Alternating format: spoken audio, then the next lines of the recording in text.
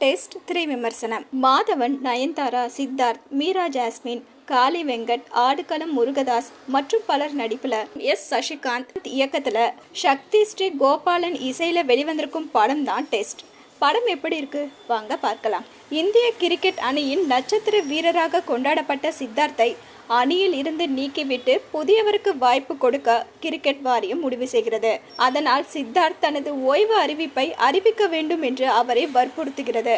ஆனால் தோல்வியுடன் தனது கிரிக்கெட் வாழ்க்கையை முடிக்க விரும்பாத சித்தார்த் இந்தியா பாகிஸ்தான் இடையே நடைபெற இருக்கும் கடைசி டெஸ்ட் போட்டியில் விளையாடி தனது திறமையை நிரூபித்த பிறகே ஓய்வு குறித்து அறிவிக்க நினைக்கிறார்.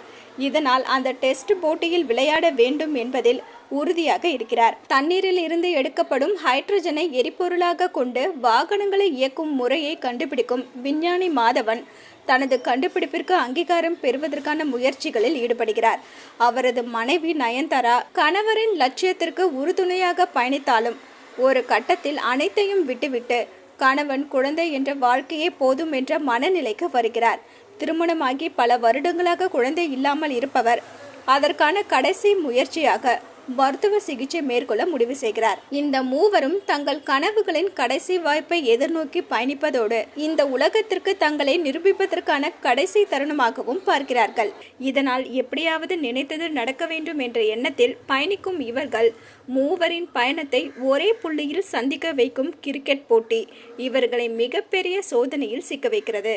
அந்த சோதனையை கடந்து தாங்கள் நினைத்தது போல் வாழ்க்கையில் சாதனை படைத்தார்களா என்பதை மனிதர்களின் ஈகோ விளையாட்டின் மூலம் சொல்வதே டெஸ்ட். முதன்மை கதாபாத்திரங்களில் நடித்திருக்கும் மாதவன், சித்தார்த் மற்றும் நயன்தாரா 3 பேரும் அசுரத்தனமாக நடித்திருக்கிறார்கள். மூவரில் யார் சிறப்பாக நடித்திருக்கிறார்கள் என்ற கேள்விக்கு சட்டென்று பதில் சொல்ல முடியாத அளவுக்கு ஒவ்வொருவரும் கிடைத்த வாய்ப்புகளை சரியாக பயன்படுத்தி சிறு சிறு ரியாக்ஷன்களை கூட அசத்தலாக வெளிப்படுத்தியிருக்கிறார்கள். வெற்றி பெற்றவன் பின்னாடி செல்லும் உலகத்தை பார்த்து ஆத்திரம் கொள்ளும் தோல்வியுற்றவனாக நடித்திருக்கும் மாதவன் தனது கண்டுபிடிப்பிற்கான அங்கீகாரத்திற்காக அனைத்தையும் பொறுத்து கொண்டாலும் இறுதியில் பணத்திற்காக எடுக்கும் வில்லன் அவதாரத்தை மிரட்டலாக வெளிப்படுத்தியிருக்கிறார். வெற்றி என்பது சாதாரணமாக கிடைப்பதில்லை. அந்த வெற்றியை கடைசி வரை தன்வசப்படுத்திக் கொள்வதில் மட்டுமே கவனம் செலுத்தும் கதாபாத்திரத்தில் நடித்திருக்கும் சித்தார்த் அளவான நடிப்பு மூலம் தனது அழுத்தமான மனநிலையை ரசிகர்களிடத்தில் நேர்த்தியாக கடத்தியிருக்கிறார். சொந்த குரலில் பேசி நடித்திருக்கும் நயன்தாரா குழந்தைக்காக ஏங்கும் பெண்களை பிரதிபலிக்கும் கதாபாத்திரத்தில் யதார்த்தமாக நடித்து கவனம் ஈர்க்கிறார். சித்தார்த்தின் மனைவியாக நடித்திருக்கும் மீரா ஜாஸ்மினும் படத்தில் இருக்கிறார் என்பதை காட்டுவதற்காக அவருக்கு சிறு வாய்ப்பு கொடுக்கப்பட்டிருக்கிறது. இசையமைப்பாளர் சக்தி ஸ்ரீ கோபாலின் இசையில் பாடல்களும் பின்னணி இசையும் கதை களத்திற்கு பலம் சேர்க்கும் வகையில் பயணித்திருக்கிறது.